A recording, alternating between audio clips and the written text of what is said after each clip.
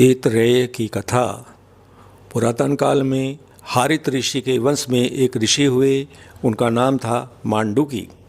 उनकी पत्नी का नाम इतरा था। इतरा में वे सभी गुण विद्यमान थे जो एक साध्वी में हुआ करते हैं। हारित ऋषि भक्ति के महान आचार्य थे। उनके वंश परंपरा में होने के कारण दंपति में सहज ही भक्ति की भावना लहराती रहती थी। पति एवं पत्नी दोनों अनुकूल और पावन जीवन बिता रहे थे। उनके जीवन में एक ही कमी थी, वह कमी थी संतान का न होना।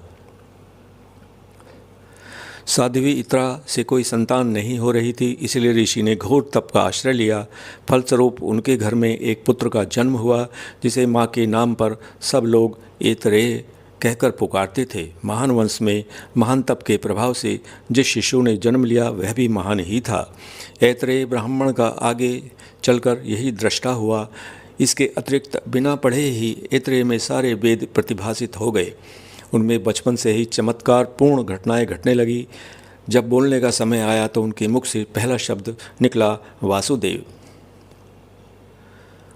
उच्चारण बिल्कुल स्पष्ट था और मिठास से भरा था। लोगों के लिए यह विस्मय की बात थी। लोगों में यह विस्मय तब ज़्यादा बढ़ गया जब 8 वर्षों तक यह बालक निरंतर वासुदेव वासुदेव जपता चला गया। आंखें बंद करके भगवान को देखता, मुख पर भगवत प्रेम की चमक होती और वासुदेव वासुदेव इस नाम का कीर्तन होता रहता। 8 वर्ष तक वासुदेव शब्द को छोड़कर किसी और शब्द का उसने उच्चारण नहीं किया। ऐतरेय की इस स्थिति ने लोगों में तो कौतूहल भर दिया और माता पिता के हृदय में आनंद। माता पिता सोचते रहे कि हमारे कुल में एक महाभागवत ने जन्म लिया है जो अनेक पीढ़ियों को तार देगा। किंतु पीछे चलकर यह कीर्तन पिता के लिए चिंता का विषय बन गया। 8वें वर्ष में पिता ने पुत्र का यज्ञोपवीत संस्कार करवाया और उसे वेद पढ़ाना चाहा, परंतु वह बालक वासुदेव को छोड़कर न कुछ सुनता था न बोलता ही था। वेद का पढ़ना तो दूर रहा। पिता पढ़ाते पढ़ाते थक गए। उनके सारे उपाय व्यर्थ सिद्ध हुए। अंत में वे इस निश्चय पर पहुँचे कि ऐतरेय जड़ है। इसके बाद वे अपने पुत्र से बहुत निराश हुए। विवश होकर उन्होंने दूसरा विवाह किया। इस स्त्री ने उन्हें संतानों की प्राप्ति हुई। ये सभी संतानें वेद की पारंगत विद्वान हुई और कर्म कांड में बहुत ही कुशल। ऋषि की इन संतानों की सर्वत्र पूजा होने लगी। साथ ही साथ इनके पिता भी उन लड़कों को और उनकी माँ को भरपूर प्यार और सम्मान देते। धीरे धीरे ऐतरेय और उनकी माँ ये दोनों घर में ही उपेक्षित होते चले गए। पति की उपेक्षा ने इतरा का जीवन दूभर कर दिया। एक दिन भारी हृदय लेकर वह मंदिर में जा पहुंची। उसका पुत्र ऐतरेय सारा समय मंदिर में ही व्यतीत करता और वासुदेव रटता रहता था। उसने पुत्र की तल्लीनता भंग करते हुए कहा, पुत्र, तुम्हारे चलते मैं उपेक्षित हूँ और तुम तो उपेक्षित हो ही। अब बताओ हमारे जीने का क्या प्रयोजन है। पुत्र ने अपनी माता को समझाया, माँ, तुम इस संसार में आसक्त होती जा रही हो। संसार तो निस्सार है, सार केवल भगवान का नाम है।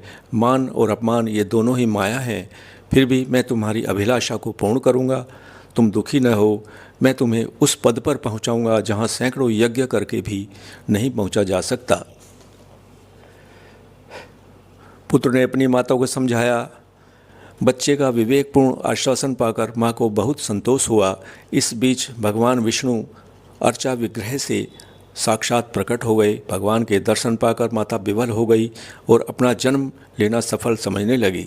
उस दर्शन का बड़ा गहरा प्रभाव पड़ा। वह रोमांचित हो गया। आनंद से उसकी आंखों में आंसू छलक आए।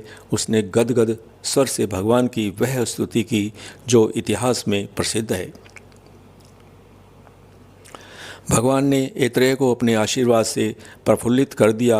अंत में उसकी माता की इच्छा की पूर्ति भी करनी चाहिए। यह सोचकर भगवान ने ऐतरेय को आदेश दिया, तुम अब सभी वैदिक धर्मों का आचरण करो, सभी काम निष्काम भाव से करो और मुझे समर्पित करते जाओ। माता की इच्छा की पूर्ति में बाधक न बनो। विवाह करो, यज्ञों द्वारा भगवान की आराधना करो और माता की प्रसन्नता को बढ़ाओ। यद्यपि तुमने वेदों का अध्ययन नहीं किया है, फिर भी संपूर्ण वेद तुम्हें प्रतिभाषित हो जाएंगे। अब तुम कोटि तीर्थ में जाओ, वहाँ हरिमेघा का यज्ञ हो रहा है। वहाँ जाने पर तुम्हारी माता की संपूर्ण इच्छाएं पूरी हो जाएंगी। भगवान के दर्शन और अपने ऊपर उनका स्नेह देखकर इत्रा का हृदय गदगद हो गया। जिस पुत्र को वह जड़ मानती थी, उसका महान प्रभाव देखकर वात्सल्य की जगह उसमें श्रद्धा का भाव भर गया। भगवान के आदेश के अनुसार माता और पुत्र हरिमेघा के यज्ञ में पहुँचे। वहाँ ऐत्रेय ने भगवान विष्णु से संबंधित प्रार्थना का गान किया। इसे सुनकर तथा उसके तेज और विद्वता से सभी उपस्थित विद्वान चमत्कृत हो गए। हरिमेघा ने ऐत्रेय को ऊंचे आसन पर बैठाकर उनकी विधिवत पूजा की। ऐत्रेय ने वेद के उस भाग को भी निभ्रांत सुनाया जो वहाँ के विद्वानों को ज्ञात थे, और वेद के उस भाग को भी सुनाया जो अभी पृथ्वी पर उपलब्ध ही नहीं थे। हरिमेघा ने ऐत्रेय के साथ अपनी पुत्री का विवाह कर दिया। सारे विद्वानों ने ऐत्रेय की माता की ऐसी योग्य, विद्वान और तपस्वी पुत्र को जन्म देने पर भूरी भूरी प्रशंसा की तथा ऐत्रेय से भी अधिक सम्मान प्रदान किया। माता जो भी अपने पुत्र से कामना करती थी, वह सब उसको प्राप्त हो गया था। अब वह सुखपूर्वक अपने पुत्र और पुत्रवधू के साथ रहने लगी। महर्षि ऐत्रेय का नाम सदा सदा के लिए अमर हो गया। अतः हे ज्ञानवान पुरुष, तुम सतत प्रयत्न करते हुए आत्मा के स्वरूप को पहचानने का प्रयास करो। उसी चिंतन में अपने समय को लगाओ। प्रारब्ध और कर्मानुसार जो भी कष्ट अथवा कठिनाइयाँ सामने आए, उन्हें भोगते हुए खिन्न अथवा दुखी नहीं होना चाहिए।